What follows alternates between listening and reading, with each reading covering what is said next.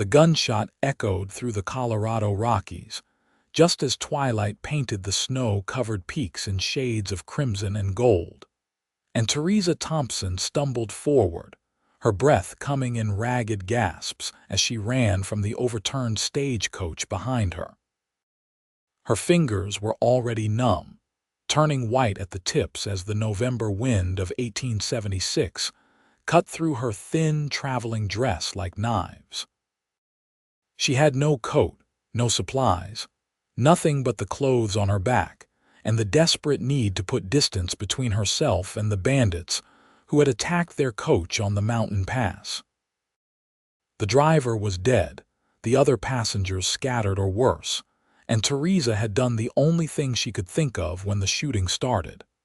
She ran. Now, as darkness fell over the mountainside with terrifying speed, she realized she might have made a fatal mistake. The temperature was dropping rapidly, and she could see her breath forming white clouds in the air before her face. Her fashionable boots, perfect for the streets of Denver where she had boarded the coach that morning, were wholly inadequate for trudging through ankle-deep snow. Her feet felt like blocks of ice, and she could no longer feel her toes at all. Theresa wrapped her arms around herself, trying to preserve what little body heat remained, but it was useless. The shivering had started 10 minutes ago and now racked her entire body in violent tremors that made it hard to walk in a straight line. Her teeth chattered so hard she worried they might crack. Tears froze on her cheeks as soon as they fell. She had been traveling to meet her aunt in a small mining settlement further west, hoping to start a new life after her parents had died of influenza the previous winter. At 22, she had found herself alone in the world with limited options. Her aunt had written promising work as a schoolteacher, and Theresa had packed everything she owned into 2 trunks, purchased a ticket, and set off with hope in her heart. Now those trunks were somewhere back at the wreckage, probably being rifled through by the bandits, and she would be lucky to survive the night. The forest around her was thick with pine trees, their branches heavy with snow that occasionally fell in soft thuds to the ground below. In the growing darkness, every shadow looked menacing, every sound made her heart race. She did not know if the bandits were following her or if they had taken what they wanted and left, but she could not risk going back to check. Her legs were growing heavy, each step requiring more effort than the last. The cold was doing something strange to her mind, making her thoughts slow and fuzzy. She knew this was dangerous, knew that people froze to death in these mountains all the time, but she could not seem to make her body cooperate with what her mind knew she should do: find shelter. Start a fire. Stay warm, but she had no matches, no knife, no tools of any kind. She had never started a fire in her life. Growing up in Philadelphia before her family had moved west, she had been educated in literature, music, and social graces. None of that would help her now. Theresa stumbled over a hidden root and fell to her hands and knees in the snow. The cold was so intense it burned her exposed skin. She knelt there for a moment, wondering if she should just stay down, let the snow cover her, let the cold take her into sleep. No.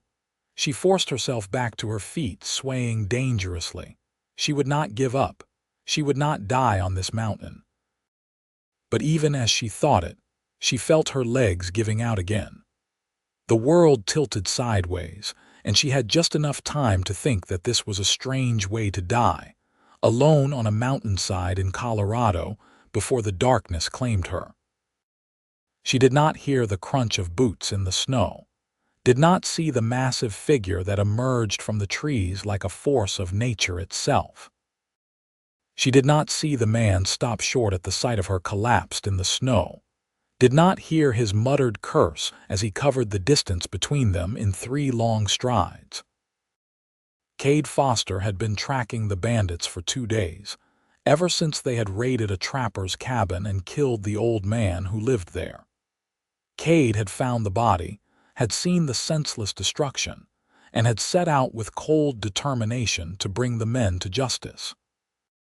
He knew these mountains like the back of his hand, had lived in them for the past 8 years, and he knew exactly where men on the run would go.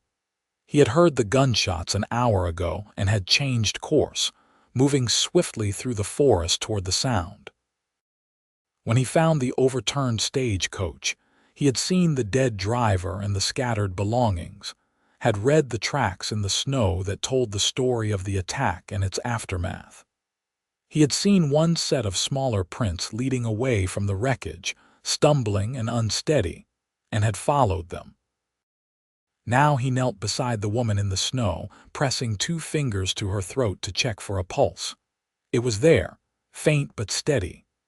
She was alive, but her skin was ice cold, her lips tinged blue. She wore no coat, and her dress was wholly unsuitable for mountain weather. If he had arrived even 10 minutes later, she would have been dead. Cade did not hesitate. He shrugged out of the heavy bearskin coat he wore, the one he had made himself from a grizzly he had taken down 3 winters ago. The fur was thick and warm, and he wrapped it around the woman carefully, lifting her into his arms as he did so. She weighed almost nothing, and he could feel how violently she was shivering even through her unconsciousness. He needed to get her warm and fast. His camp was half a mile away, but he had not built a fire yet, had been planning to move on before making camp for the night. That plan changed now. He looked around, quickly assessing the area, and spotted an outcropping of rock nearby that would provide some shelter from the wind. It would have to do. Cade carried the woman to the rocks, laying her down gently on a relatively flat area that was protected from the worst of the elements. He arranged the bearskin around her more securely, then set about gathering firewood with practiced efficiency. He had built thousands of fires in his years in the mountains, and his hands moved automatically through the familiar motions, even as his mind worked through the problem before him. The woman was in bad shape. Hypothermia had set in, and she needed to be warmed slowly and carefully. Too fast, and it could stop her heart. He needed hot water, warm food, dry clothes. He had all of those things back at his main camp, but that was a half-day's travel away, and she could not make that journey tonight. He had the fire going within minutes. Using dry kindling he kept in a waterproof pouch, and coaxing the flames to life with steady breaths, and careful placement of increasingly larger pieces of wood. Soon he had a good blaze going, and he positioned it close to the woman, close enough that the heat would reach her but not so close as to be dangerous.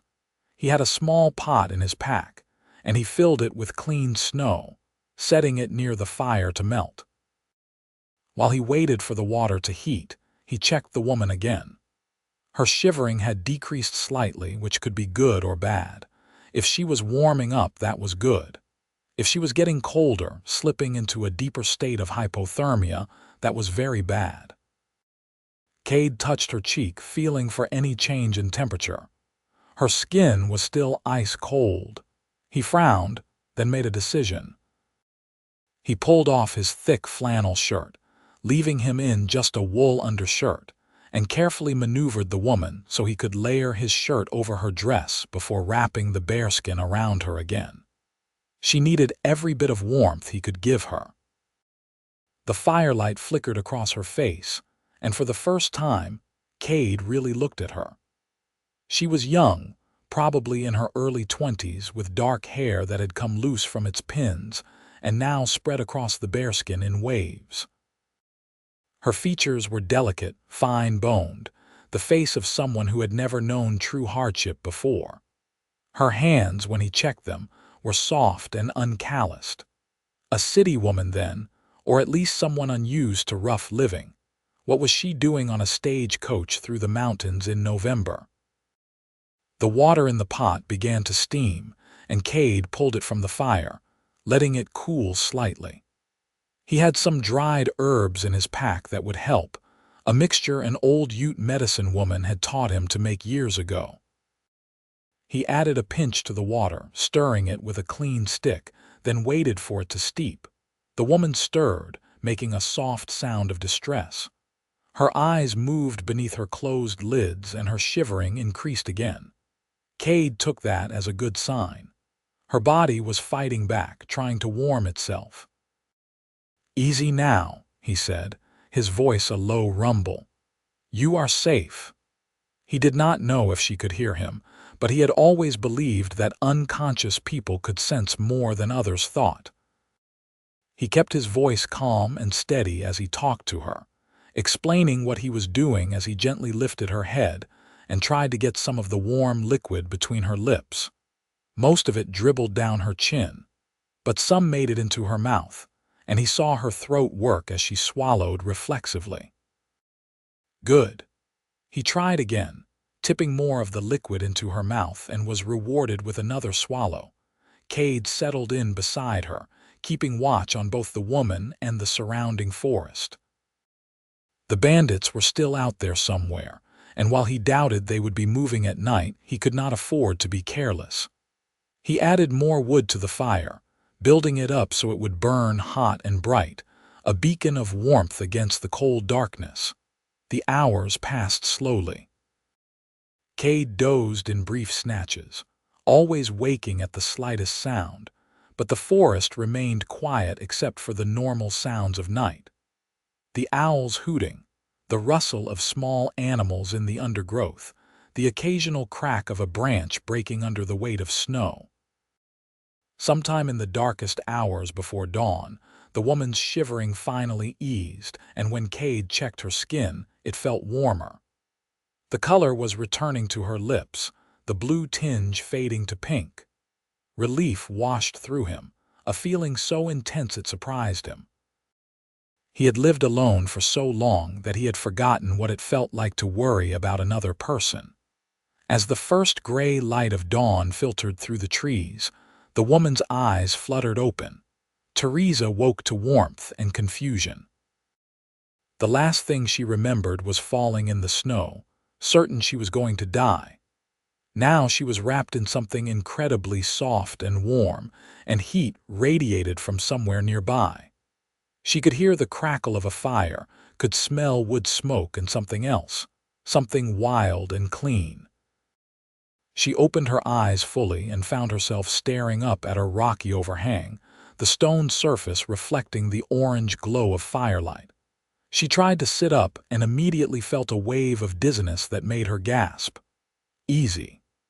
The voice was deep and masculine, and it came from her left. Theresa turned her head, and her breath caught for an entirely different reason. A man sat beside her, and he was unlike anyone she had ever seen. He was massive, with broad shoulders and arms thick with muscle that were visible even through his wool undershirt.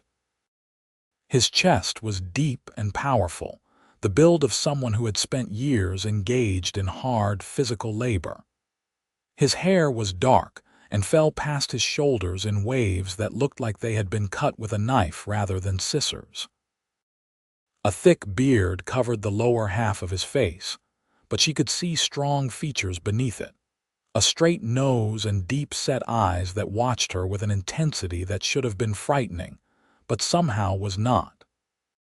He looked like he had stepped out of a legend, like the mountain men her father used to tell stories about when she was a child, wild and untamed and wholly at home in this harsh landscape. "Where am I?" she managed to ask, her voice coming out as a croak. "In the mountains, about 5 miles west of where your stagecoach was attacked," the man said. His voice matched the rest of him, rough and deep like distant thunder. "I found you collapsed in the snow. You were near frozen." The memories came flooding back, and Theresa felt tears prick her eyes.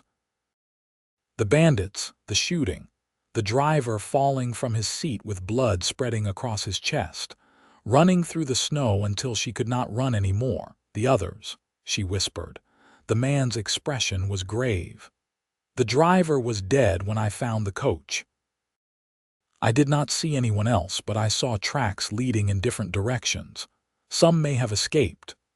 Theresa closed her eyes, feeling the weight of it settle over her. Dead. The driver was dead, and she had no idea what had happened to the other passengers.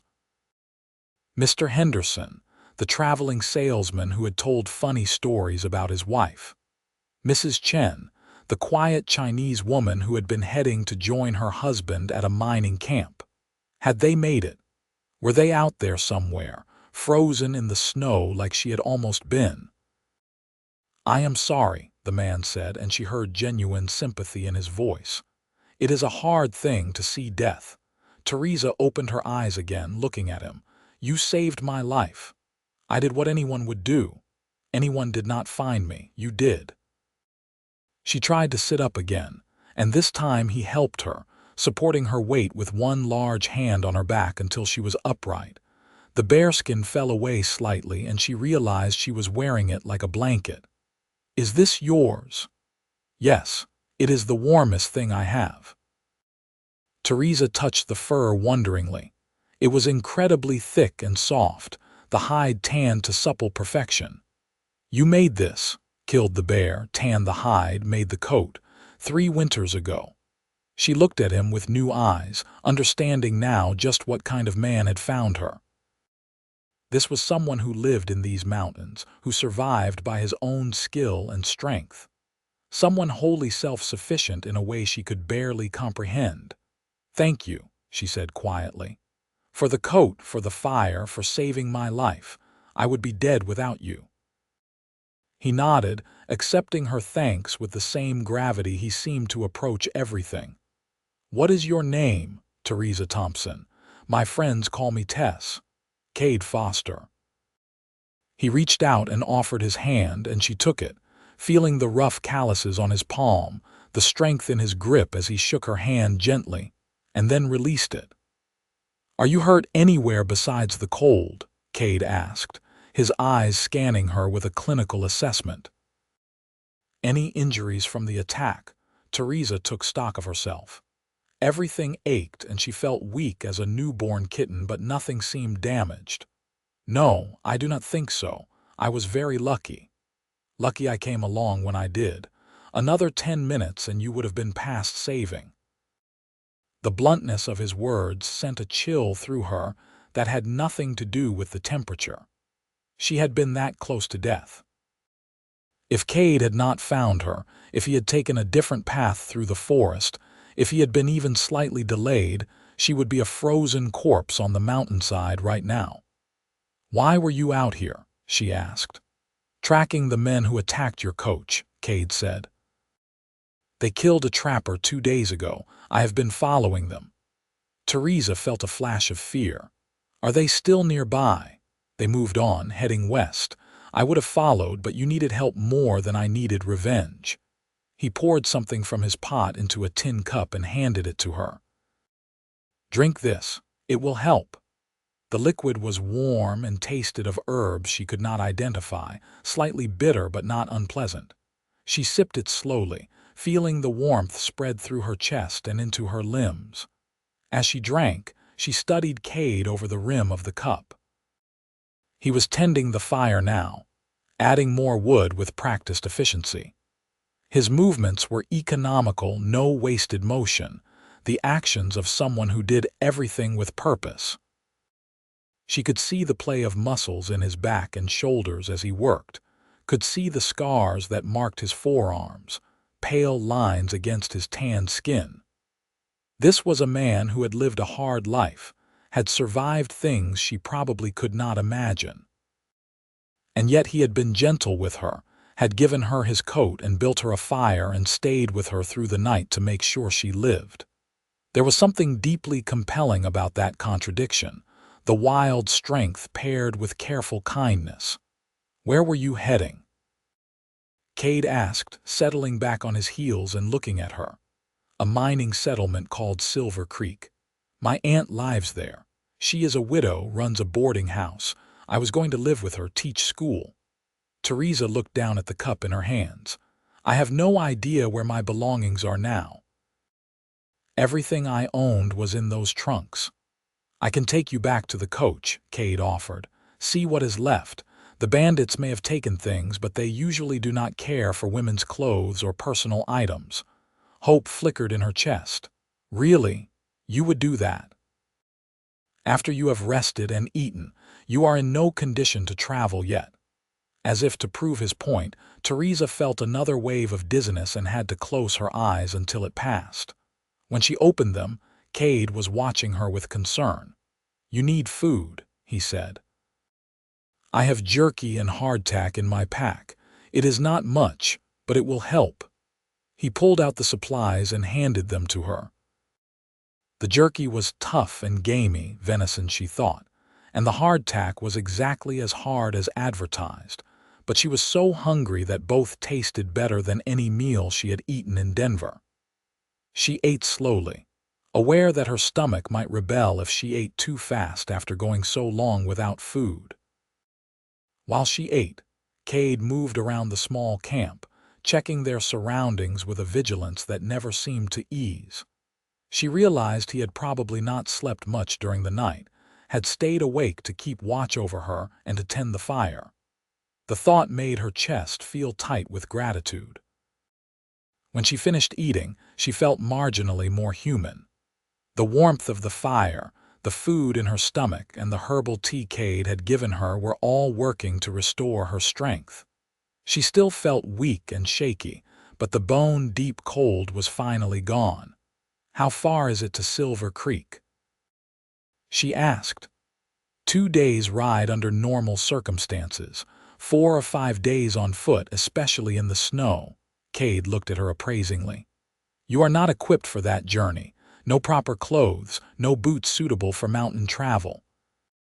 We need to get you to my main camp first, get you outfitted properly. I do not want to impose on you any more than I already have, Theresa protested. You are not imposing.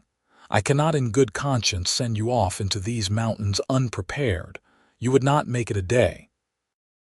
His tone was matter of fact, not unkind, just stating the obvious truth. Theresa knew he was right, but it still rankled.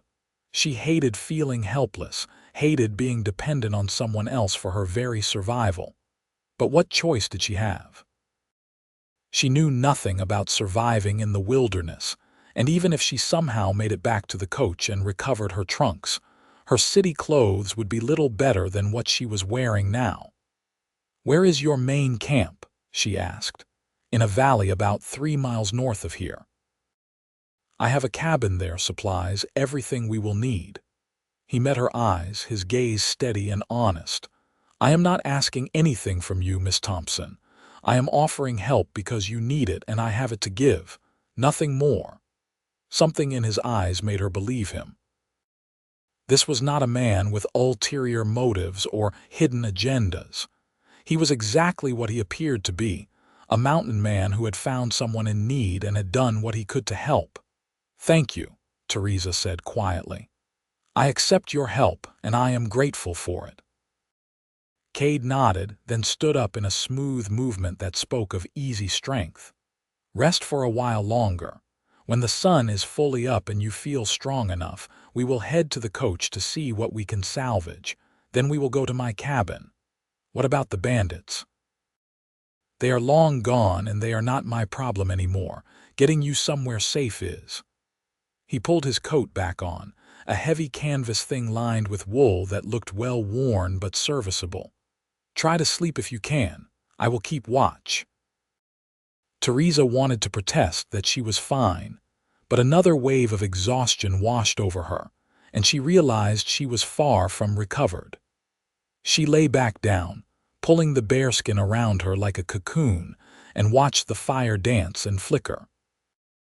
The last thing she saw before sleep claimed her was Cade sitting at the edge of the firelight, his back to her, watching the forest with unwavering attention. When Theresa woke again, the sun was up, painting the snow in shades of white and gold. She felt considerably better. The weakness in her limbs faded to a manageable fatigue. She sat up and found Cade crouched by the fire, which he had built back up to a cheerful blaze. He was holding something in his hands, working at it with a knife. "Good morning," she said. He looked up, and she could have sworn she saw relief flicker across his face before it settled back into its usual stoic expression. "Morning. How do you feel?" "Better. Much better." She pushed the bearskin aside and stood up carefully, pleased when her legs supported her weight without shaking. "What are you doing?" "Making you better shoes."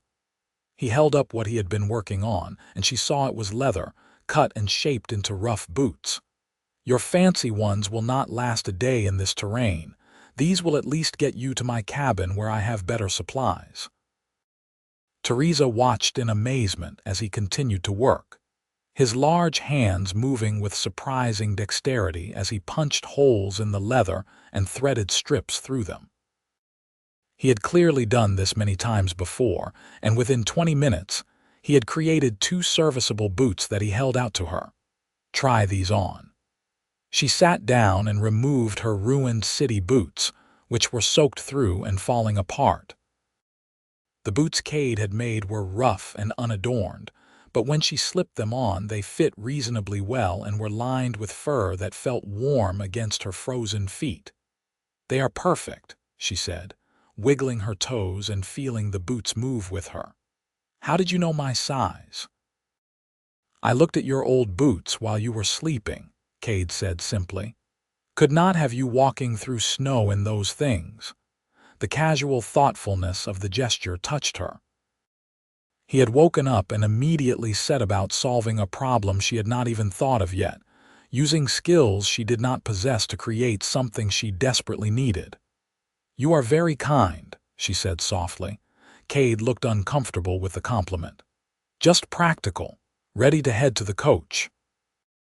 They set out through the forest, Cade leading the way with the easy confidence of someone who knew every tree and stone. He moved silently despite his size, barely leaving tracks in the snow, while Theresa stumbled along behind him feeling like a buffalo crashing through the underbrush. Several times she slipped on hidden ice or caught her dress on branches, and each time Cade was there, steadying her with a hand on her elbow until she regained her balance. The walk took about an hour, and when they finally emerged onto what passed for a road in these mountains, Theresa saw the overturned stagecoach. It looked even worse in daylight, the door hanging off its hinges, one wheel completely broken. The driver's body was gone, and she hoped someone had come along to give him a proper burial. Her trunks were there, both of them, though they had been opened and rifled through. Clothes were scattered in the snow, and Theresa felt a pang of loss as she saw her mother's shawl trampled and stained. But most of her things were still there, apparently deemed worthless by the bandits who had only wanted money and valuables. Cade helped her gather everything, shaking snow off garments and repacking them with methodical efficiency. She had brought practical clothes as well as her good dresses, knowing that life in a mining town would be different from Philadelphia or even Denver. There were sturdy skirts and warm shirtwaists, thick stockings, and a heavy wool coat that she blessed her aunt for insisting she pack. "Put that coat on now," Cade instructed, and Theresa gratefully obeyed, buttoning it up and immediately feeling warmer despite the temperature. They could not carry both trunks through the mountains, so Cade made an executive decision to hide one of them in the woods, covering it with branches and snow where it would not be easily found. The other trunk, the one with her most essential belongings, he hoisted onto his back as if it weighed nothing, securing it with rope he produced from his seemingly bottomless pack. "There is no way that is not heavy," Theresa said, staring at him. "It is heavy," Cade agreed. "But I have carried heavier. Come on, we have a few hours of walking ahead of us." The journey to Cade's cabin was harder than the walk to the coach had been. The terrain was rougher, and they were going uphill more often than down. Theresa's new boots helped immensely, but she was still exhausted from her ordeal, and several times she had to ask Cade to stop so she could catch her breath. He never complained, never showed impatience. He simply stopped, waited for her to recover, and then moved on when she indicated she was ready. Sometimes he would point out things in the forest, a deer track, an eagle soaring overhead, the marks on a tree where a bear had sharpened its claws. He spoke little, but when he did, his words were interesting and informative, painting a picture of a world she had never known existed. It was afternoon when they finally reached the valley Cade called home.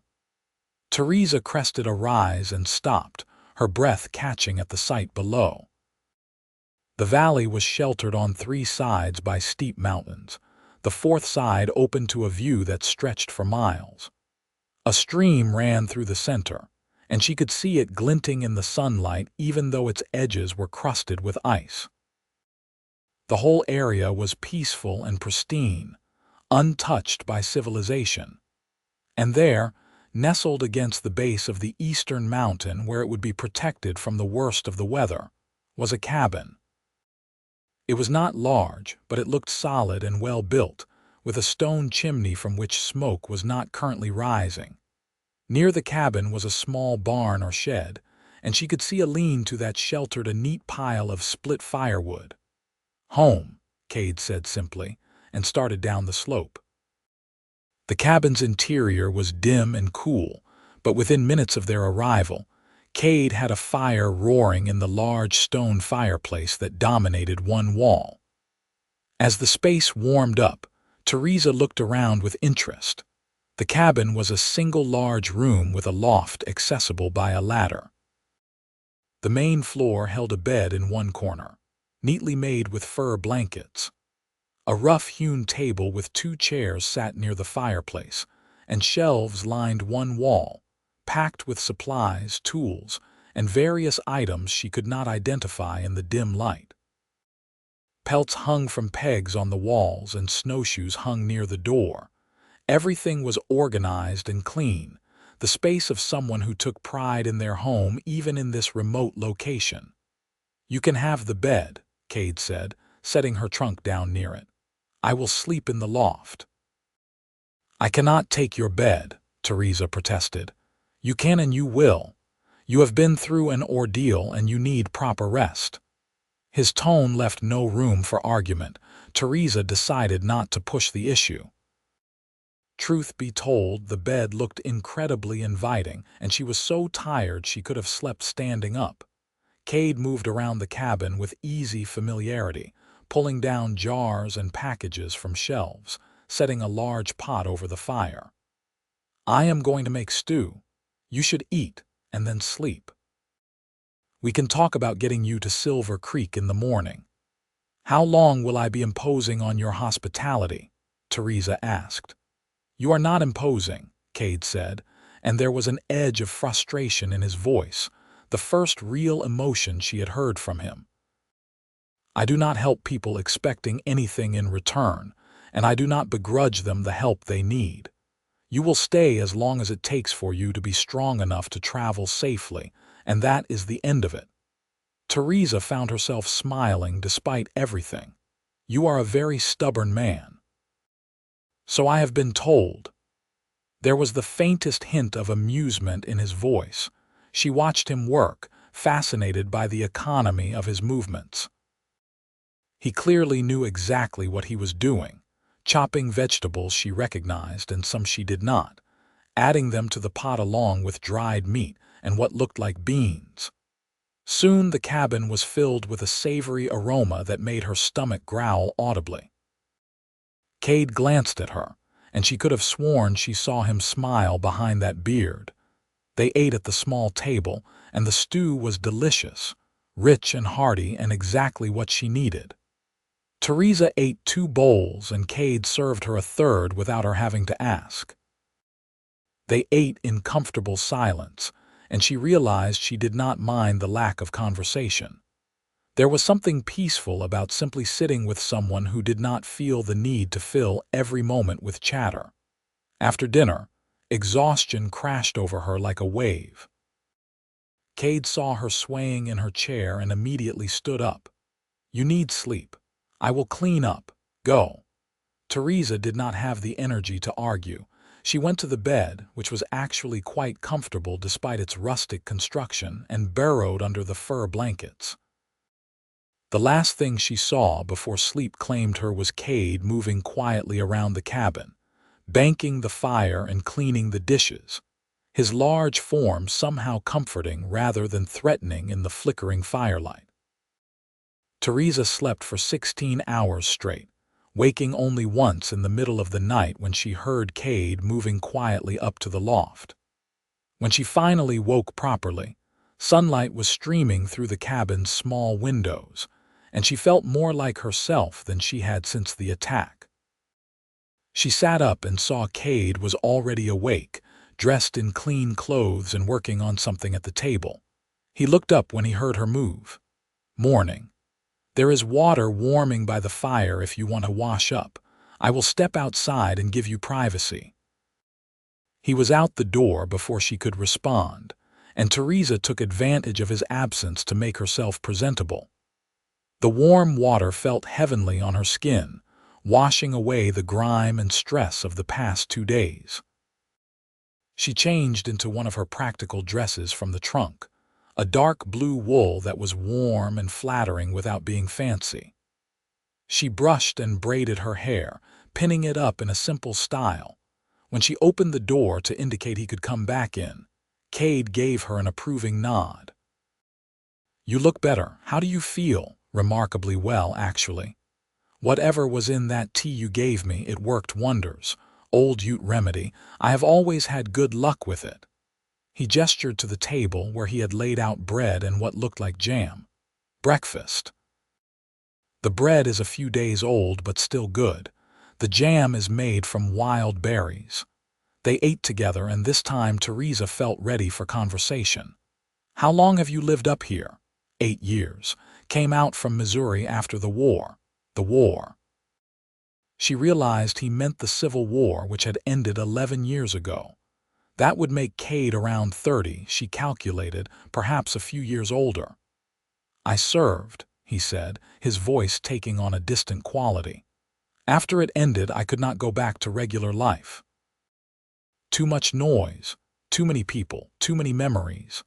I headed west, ended up in these mountains, and found I liked it here.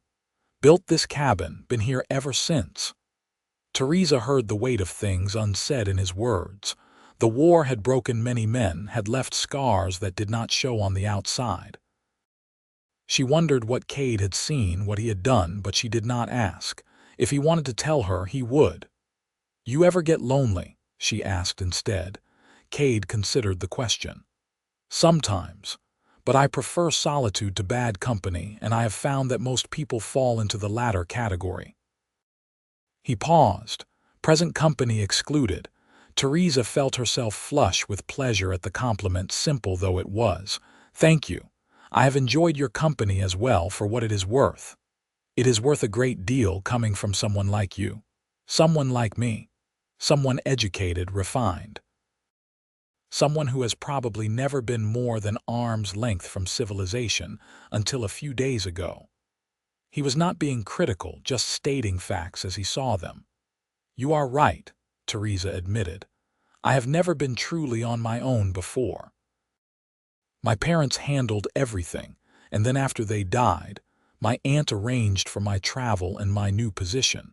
I have always been taken care of." She looked down at her hands. "I do not think I realized how sheltered I was until I found myself running through a forest with no idea how to survive." "Most people do not realize it until it is too late," Cade said. "The fact that you are sitting here alive means you have more survival instinct than you give yourself credit for. You ran when you needed to run.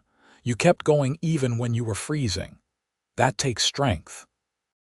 His words warmed something inside her. "Will you teach me?" The question surprised her as much as it seemed to surprise him. "To survive out here, I mean, just the basics. I do not want to be helpless again." Cade studied her for a long moment. "All right, but we start small. First lesson, how to build a fire." Over the next several days, Cade taught Theresa things she had never imagined needing to know. how to build a fire in wet conditions, how to find water and purify it, how to identify edible plants and which ones would make her sick, how to set simple snares for rabbits, how to read the weather in the clouds and the wind, how to navigate by the sun and stars. He was a patient teacher, showing her things multiple times without frustration when she struggled to get them right. And struggle she did, her soft city hands fumbling with flint and steel, her eyes unable at first to see the subtle differences between one plant and another.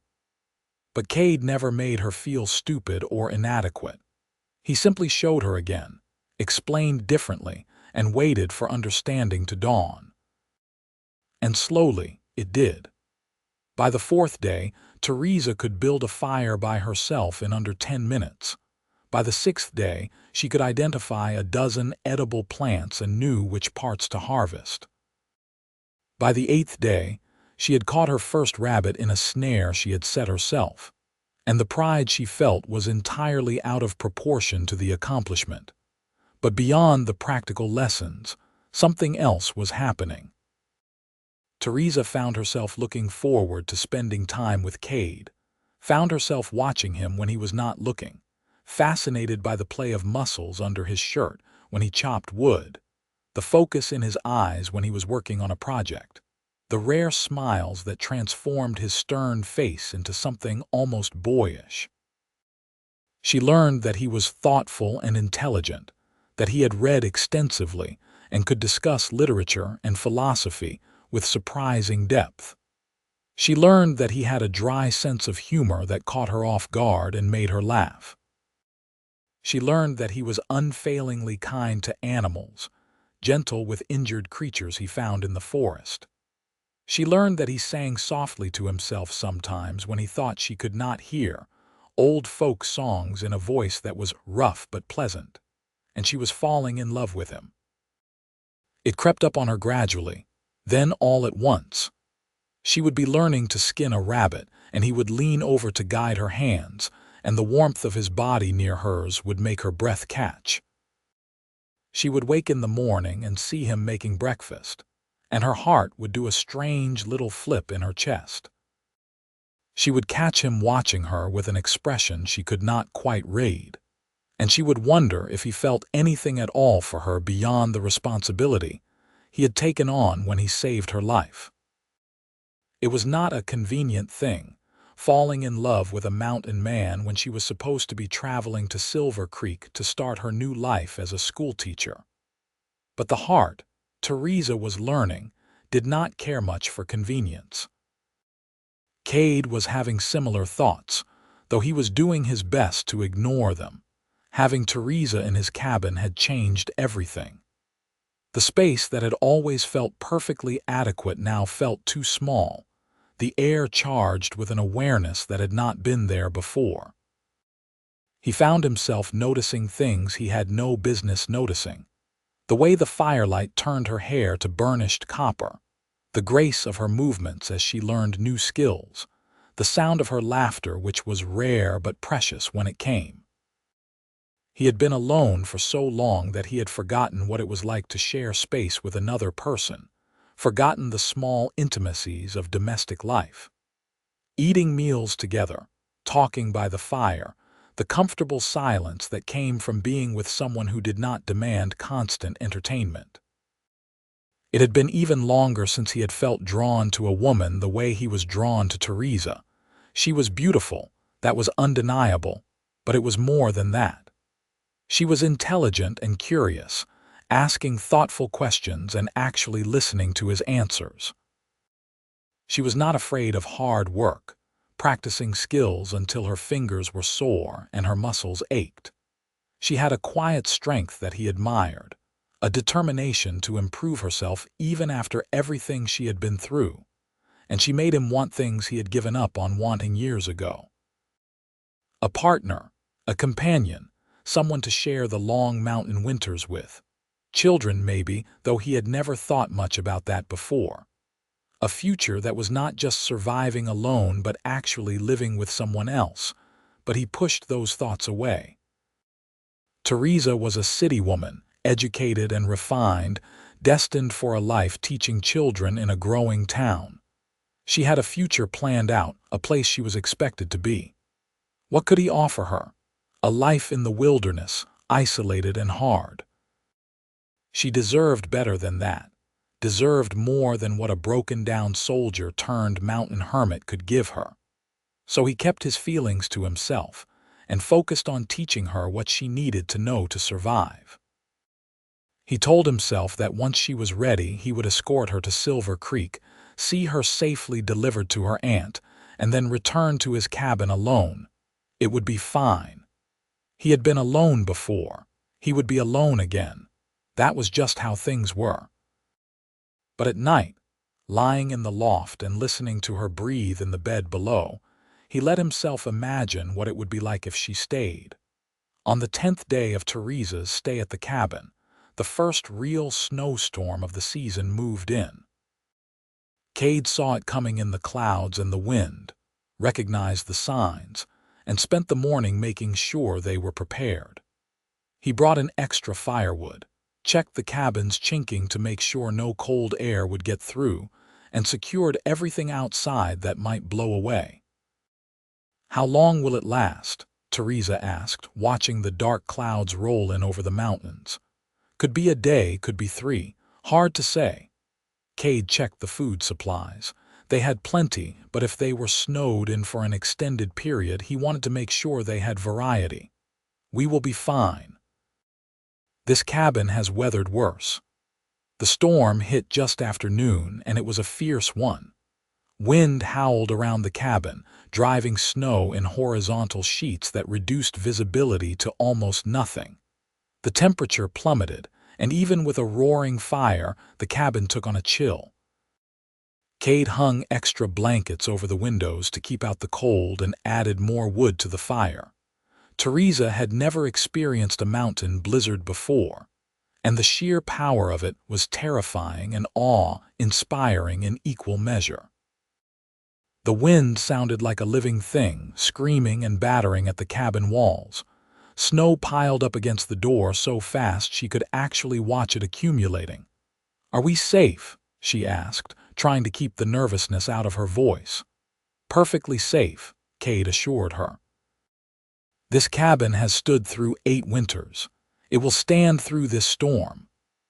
To distract her from the weather, Cade taught her how to repair clothes, showing her the proper way to patch and darn so the repairs would hold.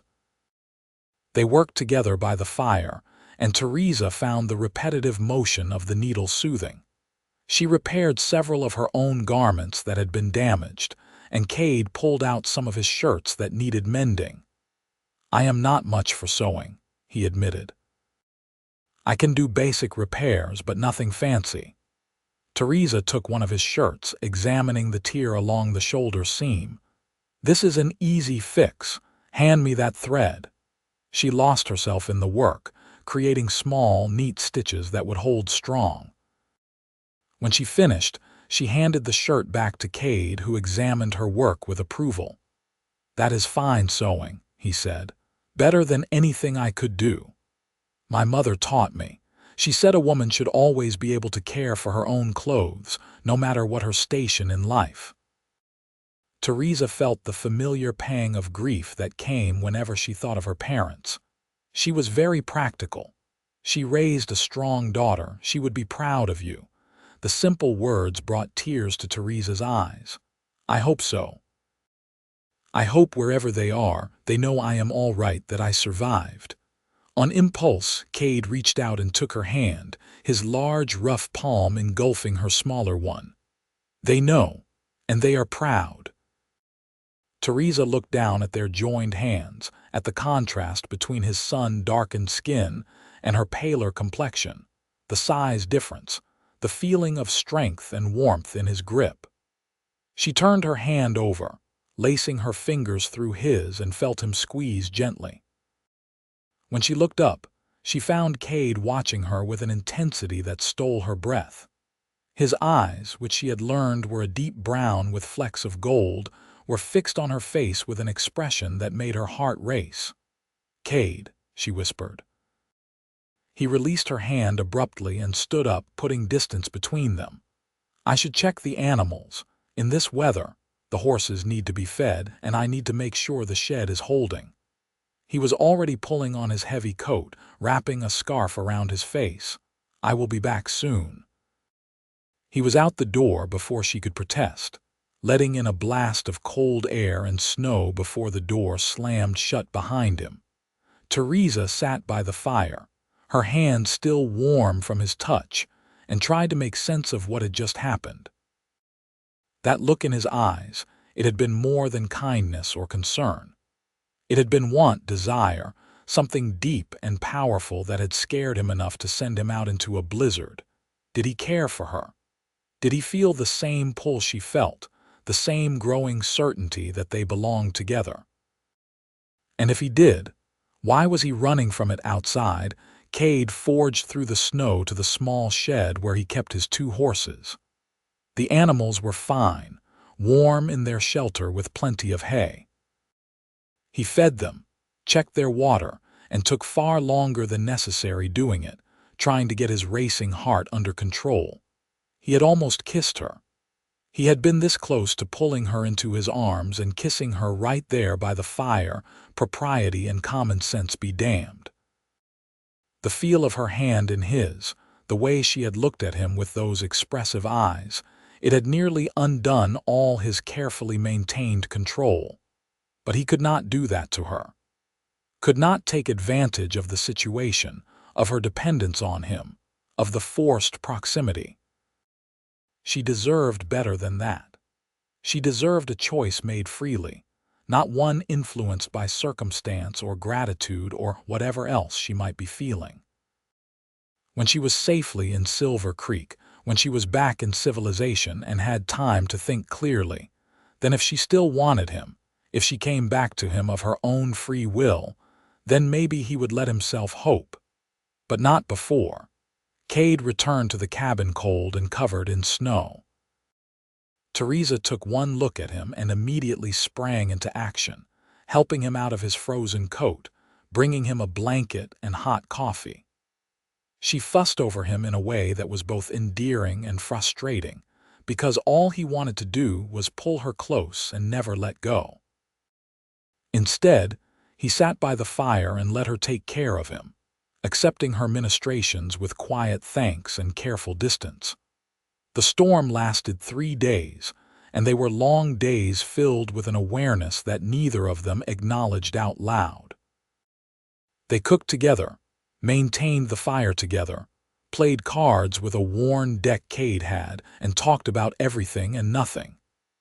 The cabin felt smaller and smaller, the proximity breeding a tension that was not unpleasant but was certainly distracting. Theresa caught Cade watching her more than once, his eyes dark with something she desperately wanted to name. And she knew he caught her watching him too, knew he must be aware of the way her breath hitched when he reached past her to add wood to the fire, the way her eyes followed him around the room, but neither of them said anything. They circled around the truth like wary animals, aware but cautious. On the 4th morning, Theresa woke to silence. The wind had stopped. She got up and looked out the window to see clear blue sky and sunshine turning the snow-covered valley into a sparkling wonderland.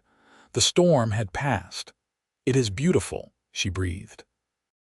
Cade came to stand beside her, and she was acutely aware of how close he was, could feel the warmth radiating from his body.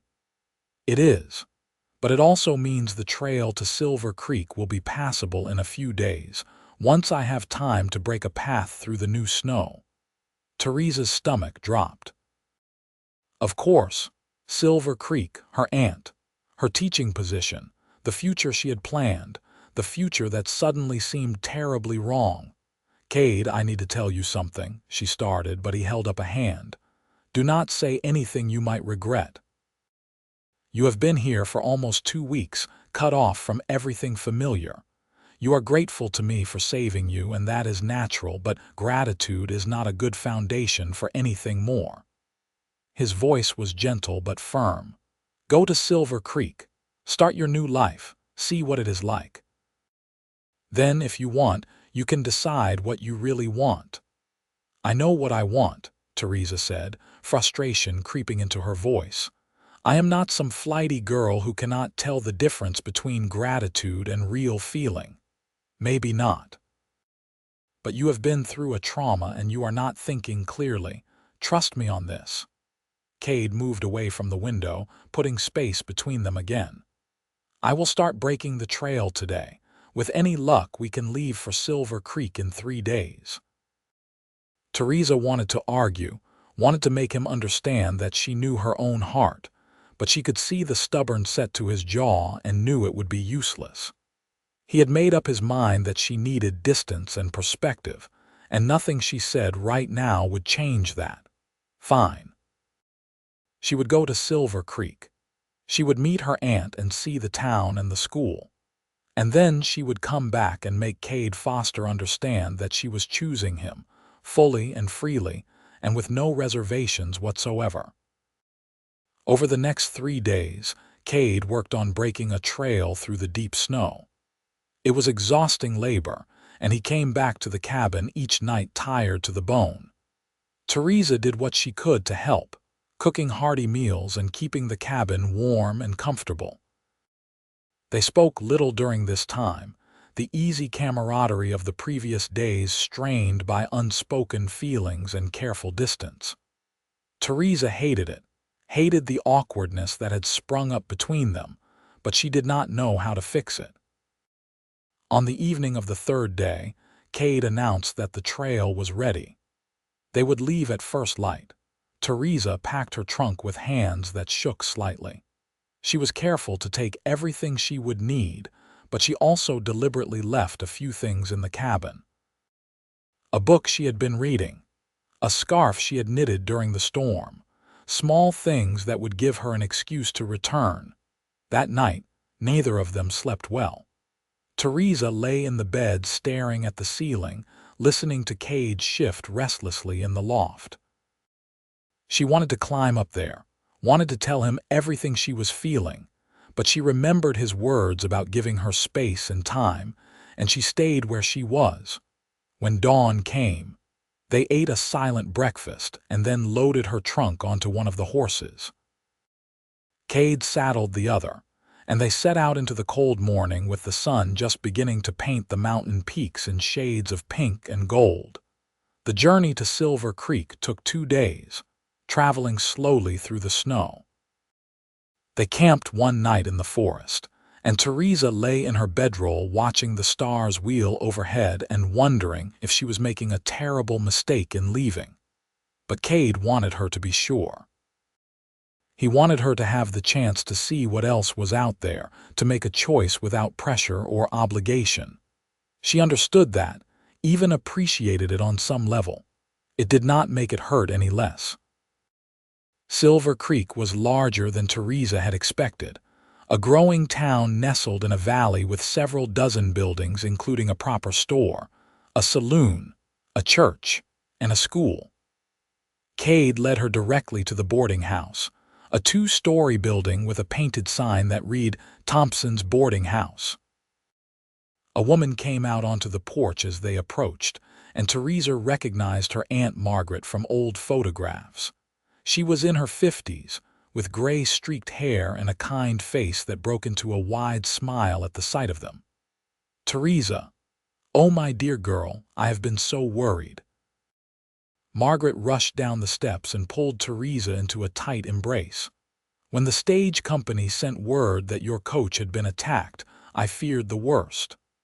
"I am all right, Aunt Margaret, thanks to this man." Theresa gestured to Cade, who had dismounted and was standing with his horse, looking uncomfortable with the attention. Margaret turned to Cade, her eyes taking in his mountain man appearance, and Theresa saw understanding and gratitude dawn on her face. "You saved her." "I did what anyone would do, madam." "No," Margaret said firmly. "You did what a good man does. Please come inside. Let me feed you, repay you somehow for bringing my niece to me safely." But Cade was already shaking his head. "That is not necessary. I need to be getting back before more weather moves in." Theresa's heart clenched. This was it. He was leaving.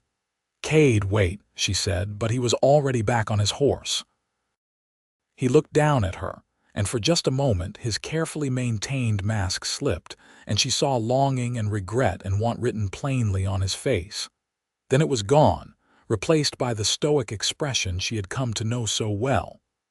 "Be well, Theresa. Have a good life." He turned his horse and rode away back toward the mountains, and Theresa stood in the street watching him go until he disappeared from sight. "That is quite a man," Margaret said softly beside her. "Yes," Theresa whispered. "He is." Margaret put an arm around her niece's shoulders. "Come inside, dear. You can tell me everything." And she did. Sitting in her aunt's cozy parlor with tea and biscuits, Theresa told Margaret the whole story. The attack on the coach, waking to find herself wrapped in a bearskin with a fire close by, the days spent learning to survive in the wilderness, the growing feelings she had tried so hard to fight and failed. Margaret listened without interrupting, and when Theresa finished, she was quiet for a moment, clearly thinking. "You love him?" she finally asked. "Yes," Theresa said without hesitation.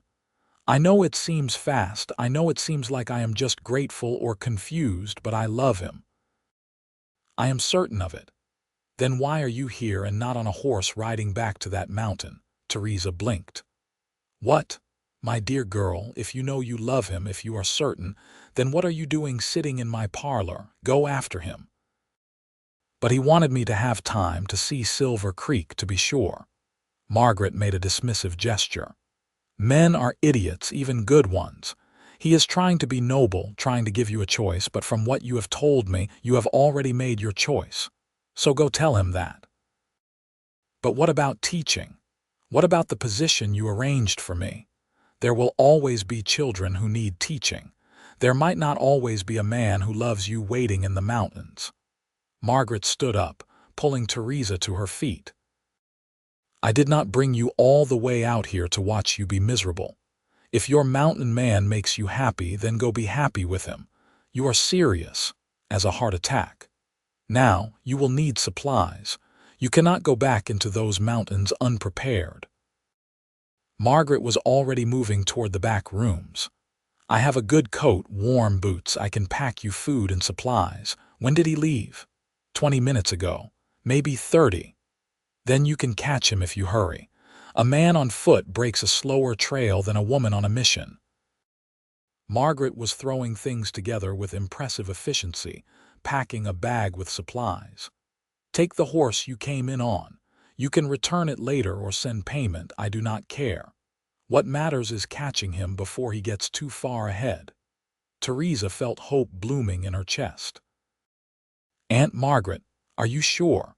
Her aunt stopped and took Theresa's face in her hands. "I was married to your uncle for 30 years before the influenza took him. 30 beautiful, wonderful years with a man I loved more than life itself.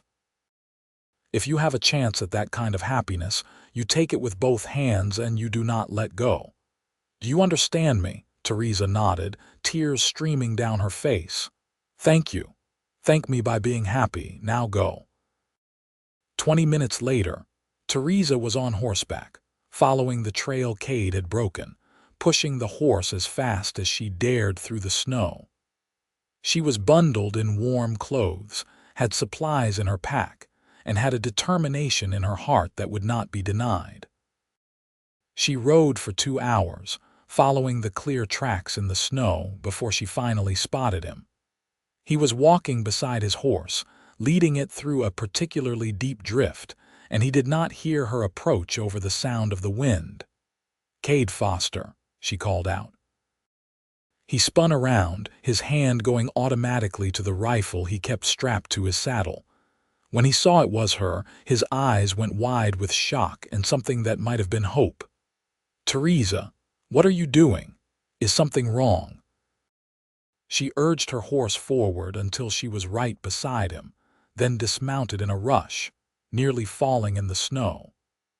Cade steadied her automatically, his hands on her arms, and she looked up at him with everything she was feeling written plainly on her face.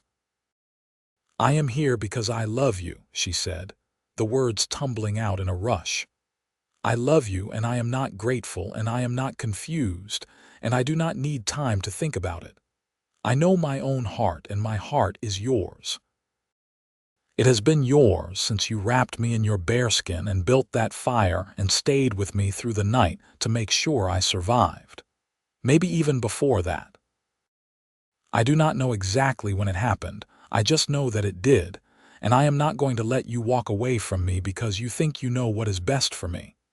She was breathing hard, her cheeks flushed with color from more than just the cold. Cade stared at her, his expression unreadable. "I have nothing to offer you," he said, but his voice was rough with emotion. "No wealth, no position in society, no future but a hard life in the mountains. You have yourself, and that is everything I want. I do not care about wealth or society, I care about you. I care about mornings watching the sunrise over the mountains and evenings by the fire. I care about learning more about surviving in the wilderness and teaching you things you do not know. I care about building a life with someone I love and who loves me back." She grabbed the front of his coat. "Tell me you do not love me. If you can honestly say you do not feel anything for me, I will get back on this horse and ride away and never bother you again. But if you do love me, if you feel even a fraction of what I feel for you, then stop trying to protect me from my own choices and kiss me." For a long moment, Cade just looked at her, and Theresa's heart pounded so hard she thought it might break free from her chest. Then slowly, a smile spread across his face, transforming his stern features into something beautiful. "I love you," he said, his voice barely above a whisper. "I have loved you since the moment you looked at me with those fierce eyes and thanked me for the bearskin. I have loved you every day since, and I thought it would kill me to ride away from you, but I did it, because I thought it was the right thing to do." "The right thing to do is to keep me," Theresa said. "The right thing to do is to love me back and let me love you and build a life together. That is the right thing, Cade." "Yes," he breathed. "Yes, it is." And then he was kissing her, his arms wrapping around her and pulling her close, and Theresa felt like she was finally home. The kiss was everything she had imagined and more, tender and passionate, gentle and fierce all at once. His beard was soft against her face, his lips warm despite the cold, and she kissed him back with everything she had, pouring all her love and hope and certainty into it. When they finally broke apart, both breathing hard, Cade rested his forehead against hers. "Are you absolutely certain?" he asked. "This life, it is not easy, winters are hard, we will be isolated, you will be giving up everything you knew." "I am giving up nothing that matters and gaining everything I want. I am certain, Cade. I have never been more certain of anything in my life." He kissed her again, softer this time, reverent. "Then yes, yes to all of it, yes to building a life together, yes to you staying with me, yes to everything." Theresa laughed, the sound bright and joyful in the cold mountain air. "We should probably tell my aunt, she will want to know. She approved of this insane plan to chase me down. She insisted on it, actually. Said I would be a fool to let you go." Cade shook his head in amazement. "I like your aunt. She will like you too. Come on, we should head back to Silver Creek before dark. We can stay at the boarding house tonight and head back to your cabin, our cabin, in the morning." They rode back together, side by side, and Theresa felt like she was floating. The man she loved her back. They were going to build a life together in the mountains. It was not the future she had planned, but it was so much better than anything she could have imagined. Margaret was delighted when they returned together, took one look at their faces, and immediately began planning. "You will need to get married properly, of course. We can have the ceremony here, the church is lovely. Unless you want something more intimate." "Intimate," Theresa and Cade said together, then looked at each other and smiled. "The pastor can come to the cabin," Cade suggested, "if he is willing to make the journey. We can be married there where we fell in love." "Perfect," Theresa agreed. They spent that night at the boarding house in separate rooms because Margaret insisted on propriety even if they were getting married. The next morning, they spoke with the local pastor, a young man named Reverend Williams, who was adventurous enough to be excited about the prospect of performing a wedding ceremony in the mountains. They made plans to return to the cabin, get settled, and the pastor would make the journey in 2 weeks to perform the ceremony. Margaret insisted on coming too, and on bringing supplies for a proper wedding feast. "Just because you are getting married in the wilderness does not mean we cannot celebrate properly," she declared. The ride back to the cabin felt different than any of the previous journeys. This time, Theresa was not running from something or being rescued. She was choosing, actively and joyfully, to make her life in these mountains with Cade. And he rode beside her, no longer distant or careful, but open and affectionate in a way that made her heart sing. They talked as they traveled, making plans for the future. Cade would need to build an addition to the cabin to give them more space. Theresa wanted to start a small garden in the spring, grow vegetables and herbs.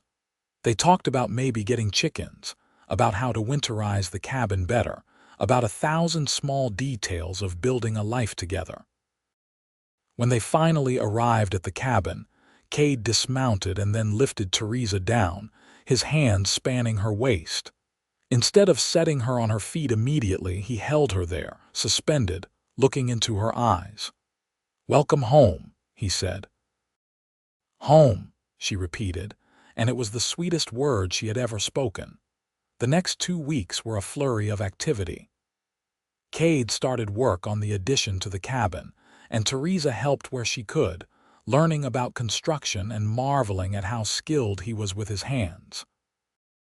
They worked side by side during the day, and in the evenings they sat by the fire and talked, sharing stories of their pasts, their hopes for the future, all the little details that people in love want to know about each other.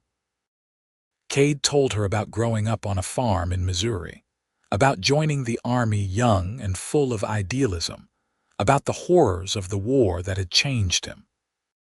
He told her about the years of drifting afterwards, trying to find a place where he fit, until he found these mountains and finally felt at peace. Theresa told him about growing up in Philadelphia, about her parents who had been loving but conventional, about the move west after her father's business failed, about the influenza that had taken both her parents within days of each other and left her alone in the world. "You are not alone anymore," Cade said, taking her hand. "You will never be alone again." On the day of the wedding, Margaret arrived with Reverend Williams, both of them bundled against the cold but in high spirits.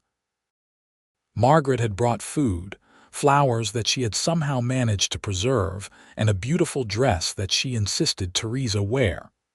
"It was my wedding dress," she explained, holding up the cream-colored gown. "Your uncle always said I looked like an angel in it. I want you to have it." Theresa was touched beyond words.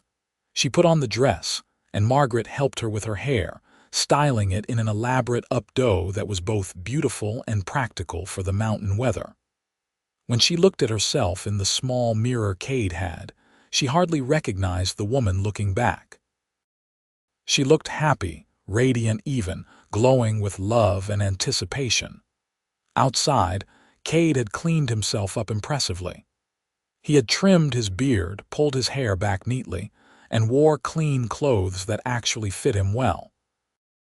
He looked handsome and strong and nervous in a way that Theresa found endearing.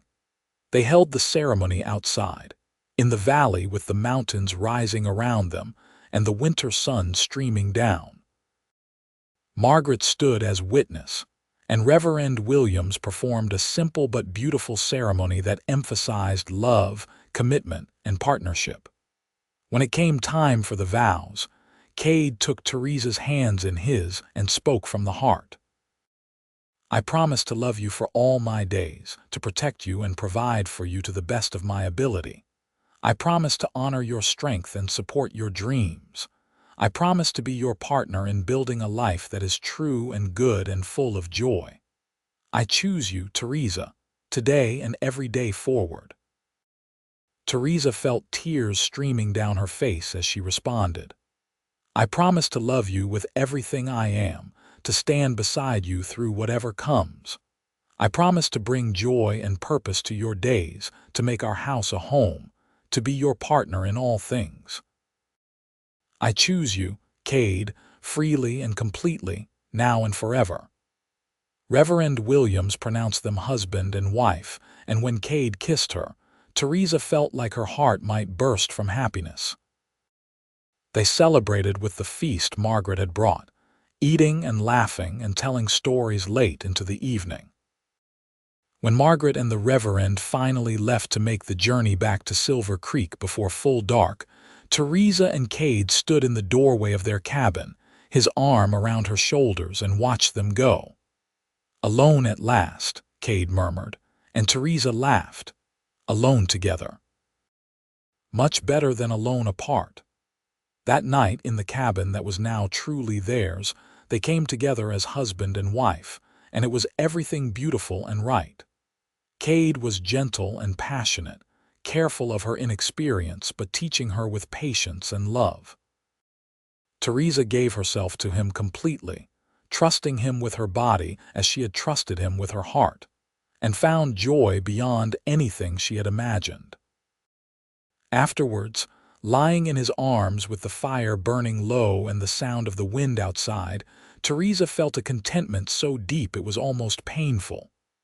I love you, she whispered. I love you too, Cade replied, his arms tightening around her. Thank you for not giving up on me, for coming after me when I was too stubborn to take what I wanted. Thank you for finding me in the snow, for wrapping me in your bearskin and building that fire. You saved my life in so many ways.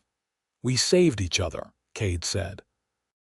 You gave me a reason to want more than just survival. You gave me a reason to live again. The winter passed in a blur of happiness. Theresa settled into life as a mountain woman with surprising ease. The skills Cade had taught her before they were married stood her in good stead, and she continued to learn, becoming more capable and confident with each passing week. She learned to shoot, to track animals, to read the weather and the forest. Cade taught her how to preserve meat, how to make clothes from hides, how to do 100 different things that were necessary for survival in the wilderness. And she taught him things too, bringing education and culture to their remote home. She read to him in the evenings, taught him new recipes, brought a gentleness and grace to their daily life that he had not realized he was missing in the spring. They planted the garden Theresa had dreamed of, and she spent hours tending it, coaxing vegetables and herbs from the mountain soil. They got chickens as planned, and Theresa lavished care on them, talking to them like they were pets rather than livestock. You are going to name them, are you not? Cade asked, watching her fuss over the birds. I already have, Theresa admitted. That one is Henrietta and that one is Matilda. Cade shook his head, but he was smiling. We are not going to be able to eat them if you name them. That is fine. They are for eggs, not eating. Summer brought warmth and long days, and they made the trip to Silver Creek several times to visit Margaret and to trade for supplies they could not make themselves.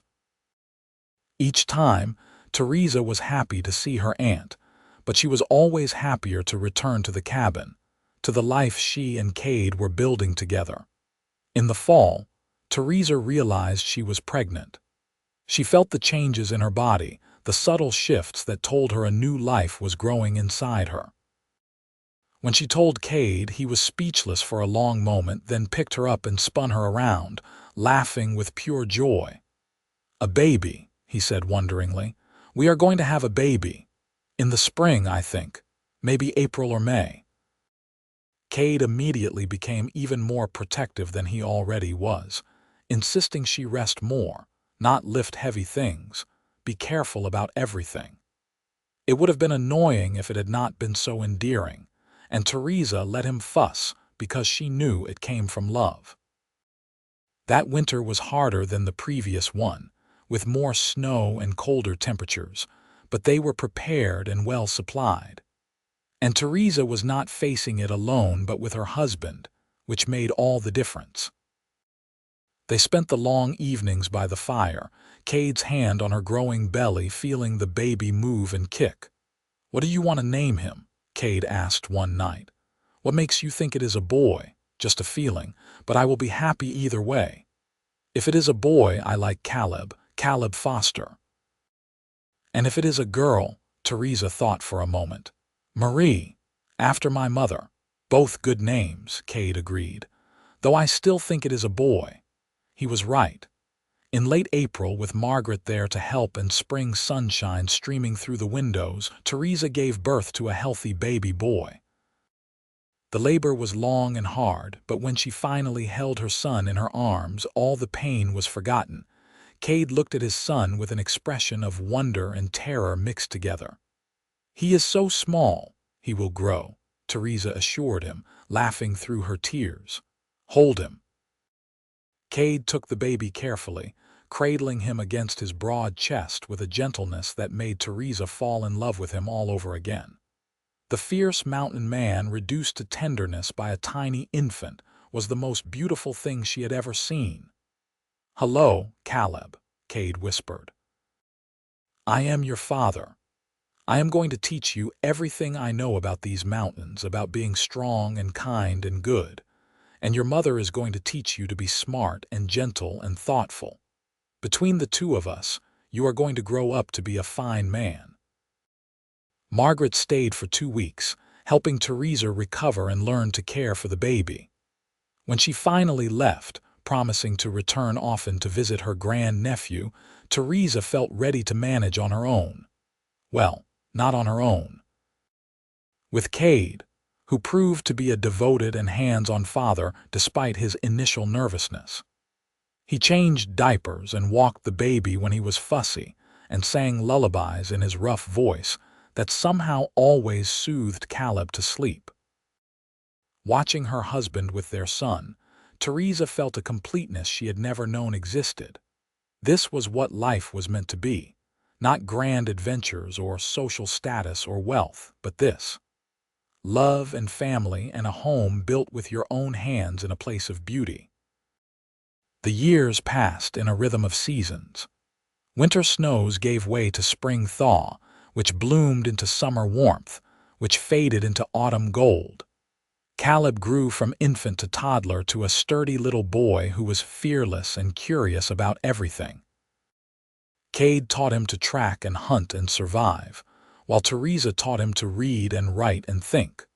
When Caleb was 3, Theresa gave birth to their second child, a daughter they named Marie as planned. She had her mother's dark hair and her father's brown eyes, and she was adored by her entire family from the moment she was born. 2 years after Marie came another son, Thomas, named for Theresa's father. And 2 years after that came their youngest, a daughter named Margaret after Theresa's aunt. Their cabin grew along with their family, Cade adding room after room as needed. What had started as a simple one-room dwelling became a sprawling but comfortable home, filled with the noise and chaos and joy of children.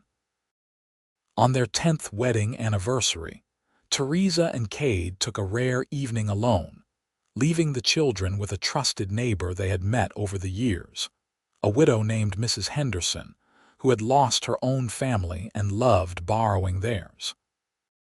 They rode to a high meadow Cade had shown Theresa years ago, a place where wildflowers bloomed in the summer and the view stretched for miles. They sat together on a blanket, watching the sunset paint the sky in brilliant colors. "You ever regret it?" Cade asked, pulling her back against his chest. "Giving up the life you could have had?" "Never," Theresa said without hesitation. Not for a single moment. This life with you, with our children, it is everything I never knew I wanted. I am happier than I ever dreamed possible." "Me too," Cade said softly. "Before you, I was just existing, going through the motions. You taught me how to live again, how to hope and dream and love. You gave me everything." Theresa turned in his arms to face him. "We gave each other everything. That is what makes it so perfect." He kissed her then, slow and sweet, and Theresa thought about that night 10 years ago when she had been freezing and alone in the snow. She thought about Cade finding her, wrapping her in his bearskin, building a fire to save her life.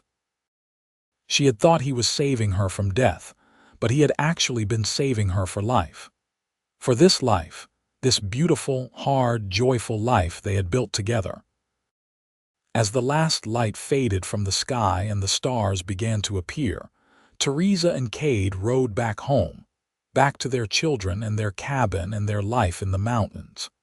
It was not the life she had planned, but it was the life she had chosen, and that made all the difference. Years later, when Theresa was an old woman with silver in her hair and grandchildren playing at her feet, she would tell the story of how she met her husband.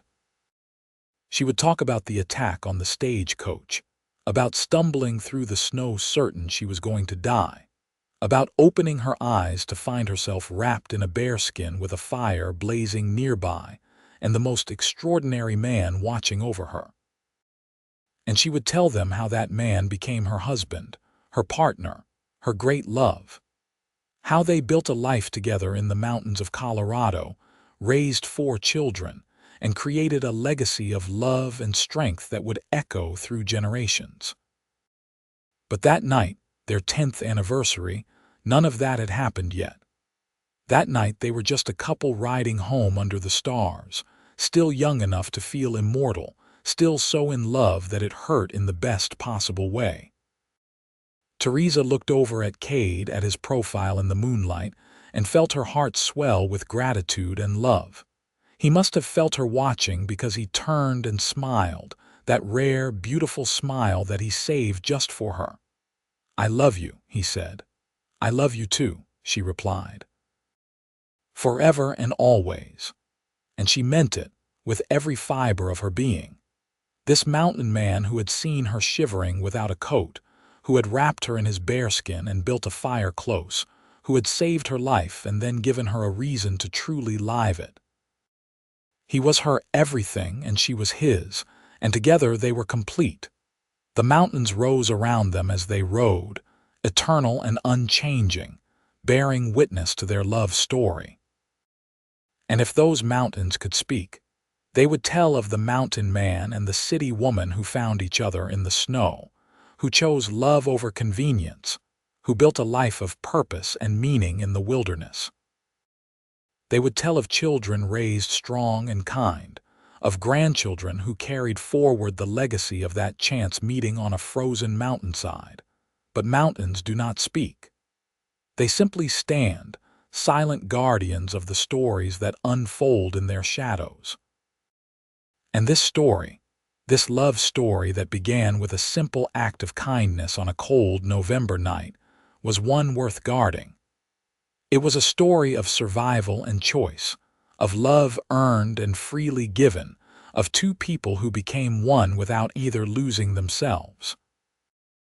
As Theresa and Cade reached their cabin and heard the excited shouts of their children who had spotted them coming, as they were swarmed by small bodies demanding hugs and wanting to tell them everything that had happened while they were gone, Theresa sent a silent thank you to whatever force had guided her to that mountain path, had led her to collapse in the snow exactly where Cade would find her. Some people might call it fate or destiny or divine intervention. Theresa just called it the best luck she had ever had, because she had found her home, not in a place, but in a person, and that person had given her everything she never knew she needed. That night, after the children were finally asleep and the cabin was quiet, Theresa lay in bed beside her husband, listening to his steady breathing and feeling the warmth of his body next to hers. She thought about everything that had led to this moment, all the choices and chances and coincidences that had brought them together. She thought about the bandits who had attacked the stagecoach, and while she could not be grateful for the violence and death, she could acknowledge that without that attack, she never would have met Cade. She thought about her decision to run into the forest instead of staying with the wreckage, about stumbling through the snow until she collapsed, about the precise timing that had led Cade to find her before it was too late. Any one of 100 things could have been different and they never would have met. But they did meet, and they fell in love, and they built this beautiful life together. And that, Theresa thought as she drifted off to sleep, was the real miracle. Not the survival, not the rescue, but the love that grew from it. The choice to trust, to try, to open their hearts and build something lasting and true. In the loft above them, 10-year-old Caleb was still awake, looking out the small window at the stars. He loved the mountains where he had been born, loved the life his parents had built here. Someday, he thought, he would find someone to love the way his father loved his mother. Someone he would wrap in his own bearskin, metaphorically speaking, someone he would protect and cherish and build a life with. But that was far in the future. For now, he was just a boy in a cabin in the mountains, surrounded by family and love, growing up in the wilderness with the best teachers anyone could ask for. And that was more than enough. The years continued to pass, each one bringing its own joys and sorrows, triumphs and challenges. Cade and Theresa grew older together, their love deepening with time rather than fading. They watched their children grow into fine adults, watched them make their own choices about what kind of lives they wanted to lead. Caleb stayed in the mountains, becoming a guide and tracker like his father. Marie married a farmer from a neighboring valley and filled her home with children and laughter. Thomas became a teacher, taking after his mother's love of education, and traveled between several small mountain communities. And little Margaret, who everyone said was most like her father despite being named for her aunt, became a skilled trapper and hunter who needed no one, but chose to share her life with a gentle man who adored her. Through it all, Theresa and Cade remained the foundation, the example of what love could be when it was tended and treasured. They were the couple everyone pointed to as proof that true love existed, that it was possible to find your perfect match even in the most unlikely circumstances. When Cade was 65 and Theresa 63, they celebrated their 41st wedding anniversary with their children and grandchildren gathered around them. It was a warm summer evening, and the family had come together at the original cabin, which was now part of a larger compound of buildings housing multiple generations. One of the grandchildren, a curious girl named Sarah, asked Theresa to tell the story again, the story of how she and Grandpa Cade had met. And even though everyone had heard it dozens of times, they all settled in to listen, because it was a good story, a true story, a love story worth repeating. Theresa told it as she always did, with honesty and emotion, painting a picture of that desperate flight through the snow, the cold that had nearly killed her, the mountain man who had appeared like a savior. She told about the bearskin and the fire, about learning to survive, about falling in love despite every rational reason not to. And Cade, sitting beside her with his hand in hers, added his own perspective, talking about tracking bandits and finding a freezing woman and making the choice to save a stranger that changed his entire life. When they finished, young Sarah looked at them with wide eyes. "That is the most romantic thing I have ever heard." The adults laughed, but Theresa shook her head. The romance was not in the rescue, sweetheart. The romance was in everything that came after, the choice to stay, to build a life, to love each other even when it was hard. That is what makes a love story, not the dramatic beginning, but the steady commitment that follows. "Your grandmother is right," Cade said, his voice still strong despite his age. "Anyone can have a dramatic meeting. What matters is what you do with it afterward. Do you run away or do you run toward? Do you choose the easy path or the one that leads to something real? That is where the real story is." That night, after everyone had gone to bed or headed to their own homes, Theresa and Cade sat outside their cabin, looking up at the stars just as they had done countless times before. They were old now, their bodies not as strong as they once were, but their love was undiminished, burning as bright as it had that first day when Theresa had chased him down in the snow and declared her feelings. "No regrets?" Cade asked, the same question he had asked on their 10th anniversary, on their 20th, on their 30th. "No regrets," Theresa confirmed, the same answer she always gave because it was the truth. "You, just one," Cade said, and Theresa turned to him in surprise. In 41 years, he had never said that before. "What is it?" "That I did not kiss you sooner. I should have kissed you that first night by the fire, propriety be damned. I wasted time being noble when I could have been loving you." Theresa laughed, the sound as bright and joyous as it had been when she was 22. "We had our whole lives together. A few weeks at the beginning does not matter." "Every moment with you matters," Cade said seriously. "Every single one." He leaned over and kissed her, and even after 41 years of marriage, after thousands of kisses, it still made her heart race. That, she thought, was the real miracle of their love. Not that it had started so dramatically, but that it had lasted so beautifully. They lived 5 more years after that night, 5 good years full of family and joy, and the quiet satisfaction of a life well lived. Cade passed first, in his sleep on a cold December night, his hand in Theresa's just as it had been for 4 decades. He simply did not wake up, slipping away peacefully in the night. Theresa grieved deeply, but she did not break. She had known this day would come eventually, had known that one of them would have to go on without the other. She had hoped it would be her who went first, but life does not always give us what we hope for.